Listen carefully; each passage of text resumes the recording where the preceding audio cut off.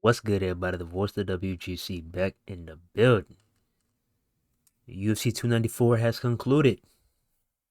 Let's go ahead and take a look at what happened. So, I'm gonna give my prediction results and what I thought about the fight. So, middleweight bout, Shadow Magomedov versus Bruno Silva. My prediction for this fight was Bruno Silva. I got this one wrong. Shadow Magomedov went in there and butchered his legs. I'm telling you, his legs were beat red. He had a great showing in his first fight. But one thing that was kind of sus, I'm not gonna lie, was his takedown defense. No, since he's from Dagestan, everybody expected him to have elite wrestling. Well, that's not the case with Shada. He'll kill you on the feet though, but nonetheless, great showing from Shara Magomedov, and we'll see what happens next for the Pirate. He definitely struck gold at UFC 294. Next up, women's strawweight belt, Victoria Dudakova versus Jinyu Frey. Pick this one correct. Victoria Dudakova versus Jinyu Frey. I had Victoria Dudakova to win this, but she won a decision. She was not as dominant as we thought she would be. Got a decision. And we found out why after the fight. It appears that she had staph on her behind and probably her coochie too. So she said that this prevented her from being, really dominant on the ground in wrestling. But one thing about this is saying this after the fight. I mean, I get that you wanted to fight Victoria, but saying this after the fight, Dana White and them was probably pissed, like, cause staph is very contagious. Paulo Costa also had staph, but he did not fight. I believe Victoria would have spoke up before this fight. She wouldn't have been fighting either, but all the fighters that walked in there and kissed the octagon and everything, ooh, no comment. But anyways, good W from Victoria. We'll see what's next. Hopefully she gets that staff cleaned up. Next fight up, Nathaniel Wood versus Muhammad Naimov. Now, this fight, man, I tell you, I had Nathaniel Wood winning this. He got rocked early, but he recovered and he was finding his way. And this is where the car started to take a turn because Naimov committed foul after foul after foul after foul and did not get 1 point deducted. And as the fight was concluding, I'm telling you, man, if there was just even like 20 seconds left on that fight clock, I'm telling you, Nathaniel would have probably finished Muhammad Naimov. Like he was killing him towards the end of the fight. He gained full control. But not gonna fully put this on Naimov, although he committed the fouls. This is more so on the ref for not actually, reviewing the situation and being like, okay, I'm gonna take this, I'm gonna take a point away, I'm gonna take 2 points away. Like he didn't do anything at all. He just literally looked forward and watched it all unfold. Like goddamn, even Stevie Wonder could see that was a clear foul and that it needed to get a point taken away, a point deducted. Like, come on, bro. Next fight up. Um, Mike Breeden versus Anshul Jubli. Um, I picked Jubli in this one. I ended up being wrong in this one, so I got Nathaniel Wood wrong and I got Jubli wrong. Jubli was dominating to start off. He looked pretty good to start off. And then Breeden, I don't know what happened, but when I tell you he broke down Jubli mentally, go back and watch this fight when you get the time. Go back and watch this fight. This dude was literally spamming the taunt button over and over and over again. He hit the Nate Diaz signature point. He shouted USA at him. He did the Anderson Silva fish shuffle, the hand shuffle, whatever you call it. And I believe he did the Cody Garbrandt flex before he does the robot.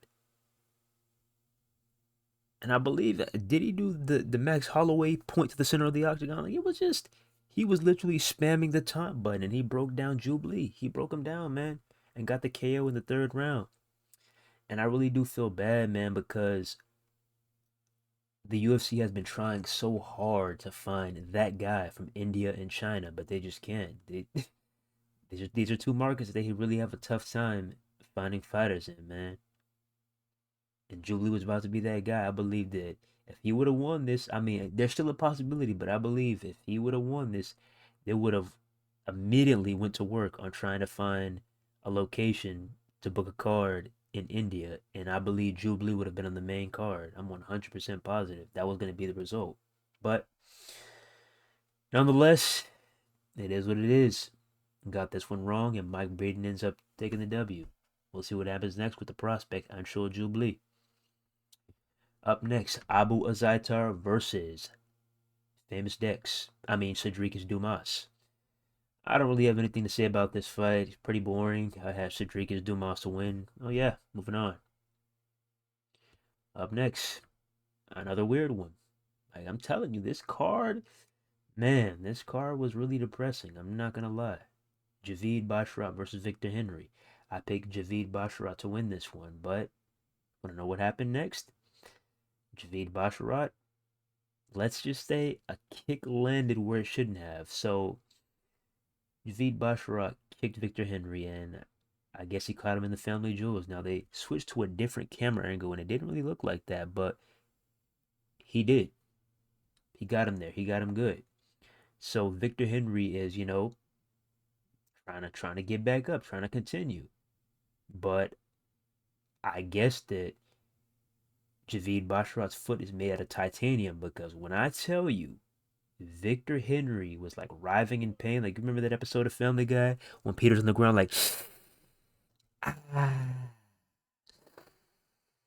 ah, that's literally how Victor Henry was, and he literally was shouting my dick, my dick, my dick, my dick a million times. He shouted it for like 5 minutes straight. And here's where it really got hilarious. The doctor comes over to Victor Henry. He's asking him the questions. Are you good? You straight? What's going on?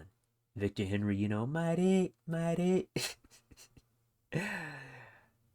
So then the doctor goes over to him and tells him that he did not get kicked there. What? How are you going to tell him where he got kicked?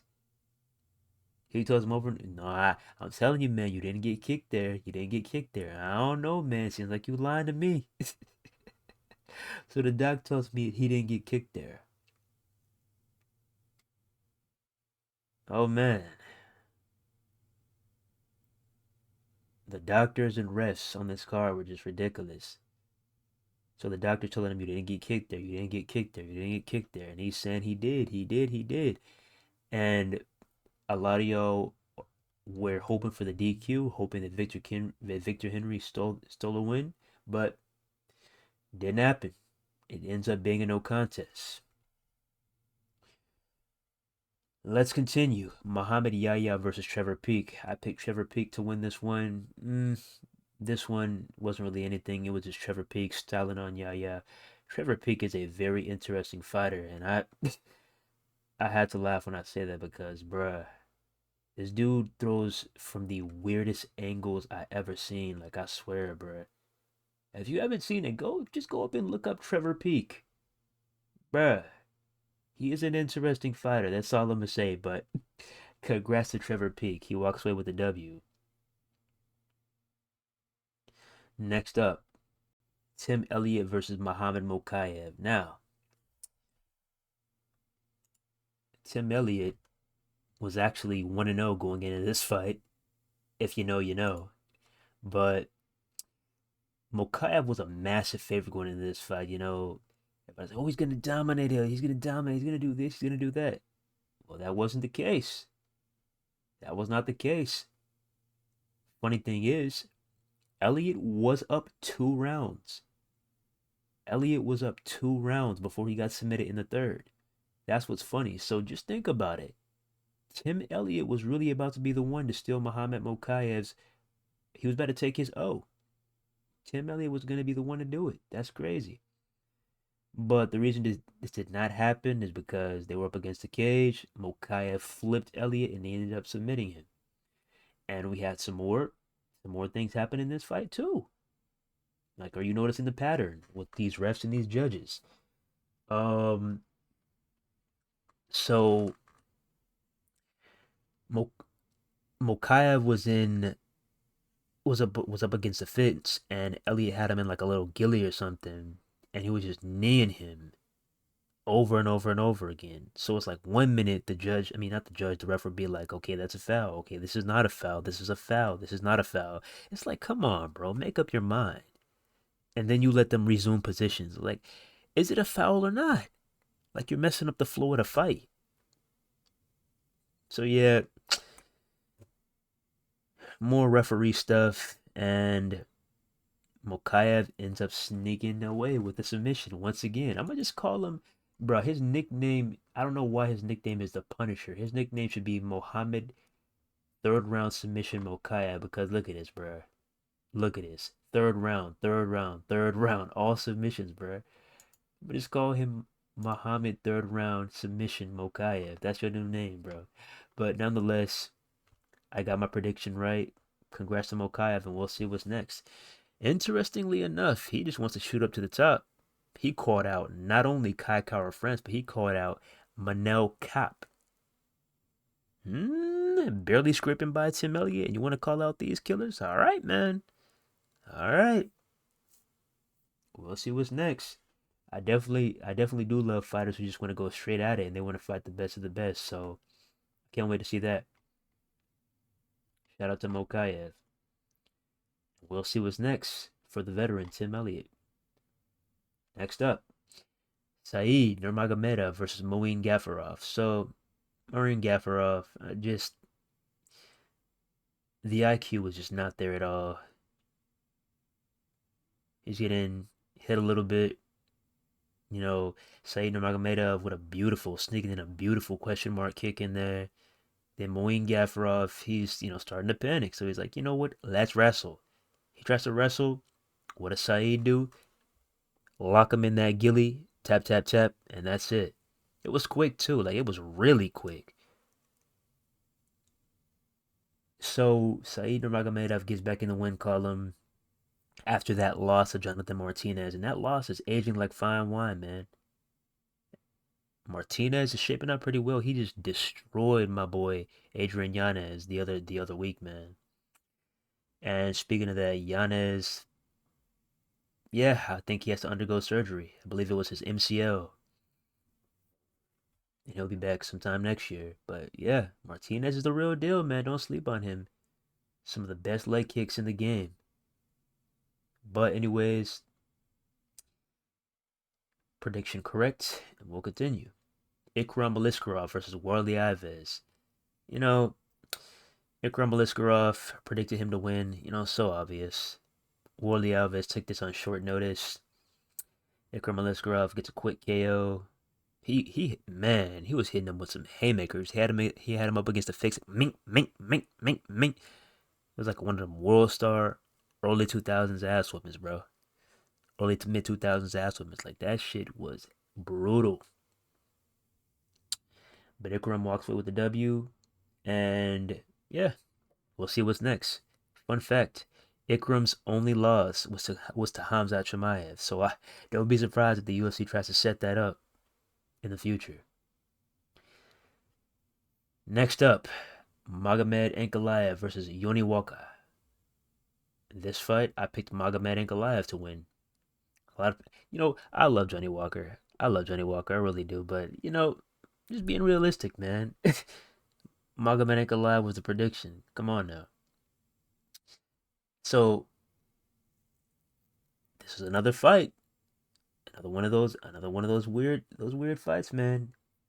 Judges, refs, I'm gonna keep on saying it. This card was weird, bruh. This card was weird. So Magomed Ankalaev, he's doing his thing.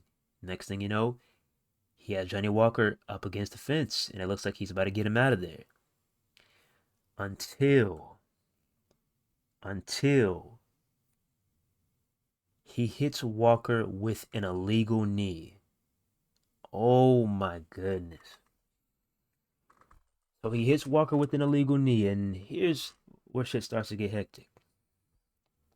So the doctor comes in, and mind you, This is the same. Oh, let me go back. Let me go back. This is the same exact doctor that was in the Javid Basharat versus Victor Henry bout. This is the same exact doctor, bruh. So let me continue. The same exact doctor from that fight steps in, and he's asking Johnny Walker like he's asking him, basic questions, but he didn't really give him enough time. You know, you got to realize that not all of these fighters speak English. English is not their first language. So he asked Johnny Walker, "Where is he? Where is he currently fighting?" And I don't laugh when I say this, but you want to know what Johnny Walker's response was when the doctor asked him where was he and where was he currently fighting? Oh boy. Johnny Walker looks the doctor in his eyes and tells him that he's in the desert.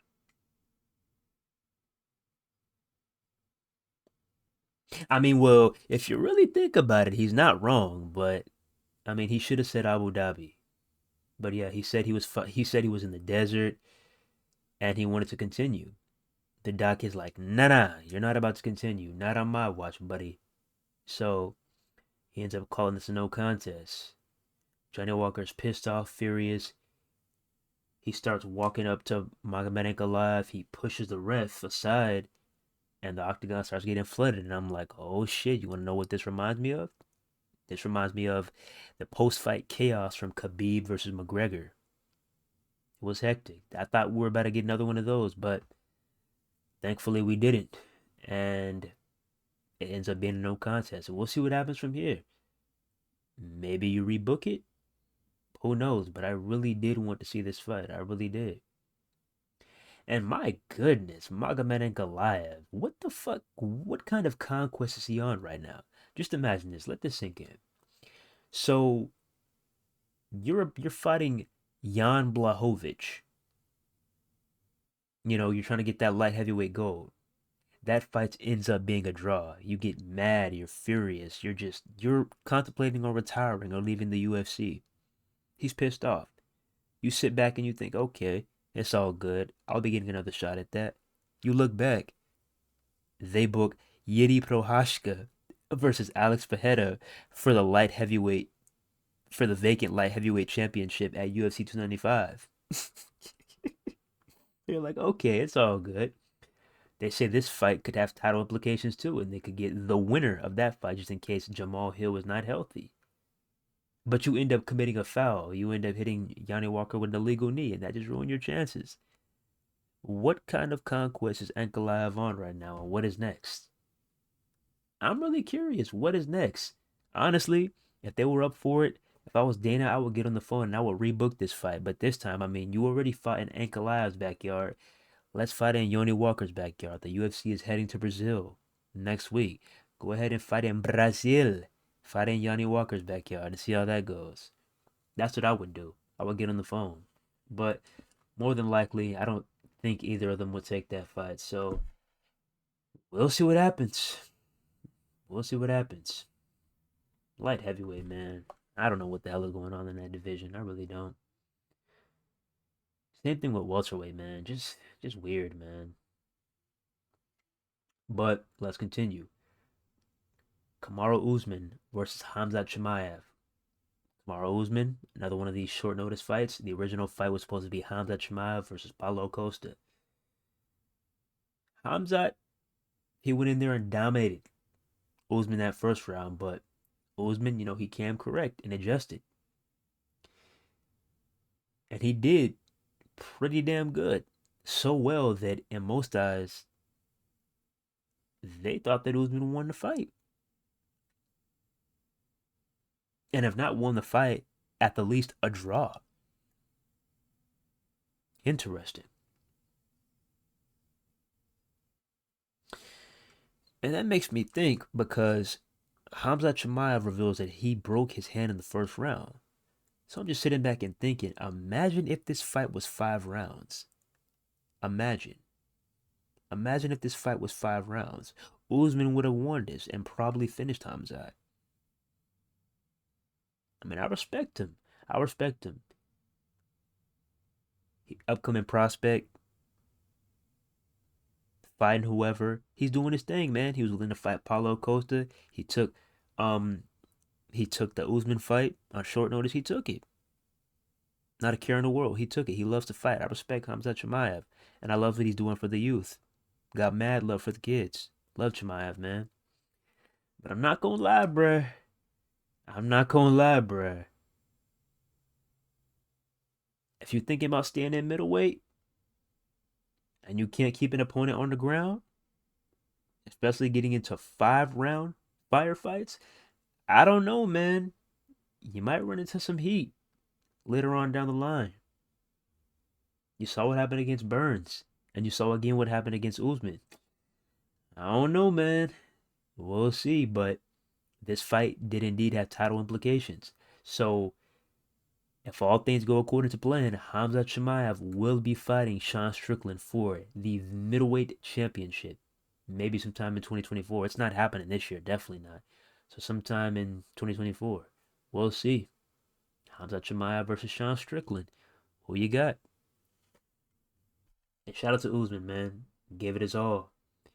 Gave it his all. Whether this is retirement or he wants to still keep on pushing. Hey, we'll see. You never know. But shout out to Usman. Next fight up, the last and final fight on the card. Main event of the evening. Islam Makhachev versus Alexander Volkanovski. This fight right here, the first time around, it was beautiful, man. It was beautiful. Great, great, great. First time around, it was very competitive. And Islam had a lot of damage on that face of his. Most thought that Volkanovski won that fight. Volk had a great showing, but he ended up losing. They run it back. Volk says, I'll fight you on 10 days' notice because, as you know, Charles Dubronce Oliveira was supposed to be the one fighting in the slot, but had to pull out due to a cut. They got some killers over there at Shootbox. They got some killers over there at Shootbox. But yeah, Charles Oliveira got injured. He steps out. Volkanovski steps in and takes it on 10 days' notice. I love the confidence. He's like, we're going to take this belt home. Asi, Asi, Asi, oi, oi, oi. I love the confidence from Volkanovski, man. He's full of confidence and he loves to scrap. So he goes on there and, you know, hanging in there. And Islam, he tried it over and over again. I believe it was 4 or 5 attempts before he got it. It was head kick, head kick, head kick, head kick, and then boom, he finally gets it. Rocks Volk. Volk has a seat, and he's now punching him out. And Makhachev gets a devastating first round KO on Volkanovski. I picked Islam Makhachev for this fight. I picked Hamza Chimaev for this fight. You know, I love Volkanovski. I love watching him fight, but come on now. It's 10 days notice flying across the world to go to Abu Dhabi to fight a refreshed, replenished, 100% good to go, a full camp Islam Makhachev. Come on now, bro. In his backyard too. Come on now. I had to go with Islam. But I didn't think it was going to end like this. I thought that it was going to at least go to the third round at the least. But the first round, god damn, man. I did not see that coming. But yeah, Islam Makhachev ends up winning. And Volkanovski, not gonna lie, it did kind of hurt hearing him talk. He was trying to hold back the tears, saying that he thought he had it. He was very confident. He says that he didn't think it was going to end like this, and I didn't either. And he also said that he hopes the UFC keeps him going. He said that it really bugs him and it really irks him. It really messes with his mind when he's not in the cage fighting. Some fighters love this shit, and Volk is one of them. So, with that being said, it looks like Volkanovski will probably be back in there in January to defend his featherweight championship against Ilia Topuria. And we'll see who wins that one. And on the flip side, Islam Makhachev, he instead wants to fight Leon Edwards. What the fuck? Why? like I said, I respect Islam, but why is it that you want to fight these featherweights and these welterweights? Like, why don't you want to stay in your weight class, your division? You don't want to defend your belt. I'm not saying you wouldn't beat any of these opponents, but come on now. You got hungry lions waiting on you. You got Dustin Poirier. You got Justin Gaethje. You got the Charles Oliveira rematch. You got Michael Chandler. Like, come on, bruh. Come on. You got the like not the rematch, but you got maybe a potential fight with Hamza Chimaev. You got plenty of options.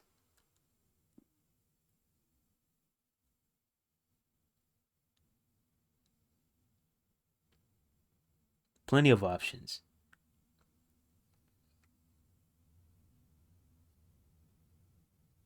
Let's stop picking on featherweights. Let's stop chasing the welterweights and let's go ahead. Let's stay in lightweight, man. Defend that belt. Because for somebody who's been talking a lot about John Jones, you haven't been doing a lot of defending in your respective weight class, in your respective division. I'm just saying, bruh. You're the lightweight champion, not the featherweight champion, not the welterweight champion. Defend your belt. Now, if we get something to where, let's say, Colby Covington gets injured or Leon Edwards gets injured and they have an interim title up for grabs, then hey, by any means, do it. Step in there. Go handle your business. If they don't, if Bilal Muhammad doesn't get the shot, hey, go ahead and handle your business. But at least, try to clear out the division first at the least. Because Volk pretty much has cleared out his division for the most part. Got Ilya Tapori to go. He's pretty much cleared out his division. Jones pretty much cleared out light heavyweight. Now Islam. We're waiting on you to clear out lightweight. Let's see what's next. Let's see. But with that being said, that is the wrap up for UFC 294. Let me know what you thought about this card.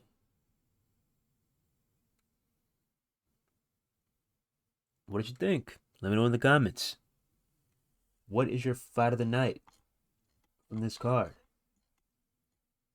What was your worst moment of the card? What was your most unexpected moment? Let me know. But with that being said, don't forget to like, comment, subscribe, share, and we out here. One love, God bless. See you in the next one. Peace.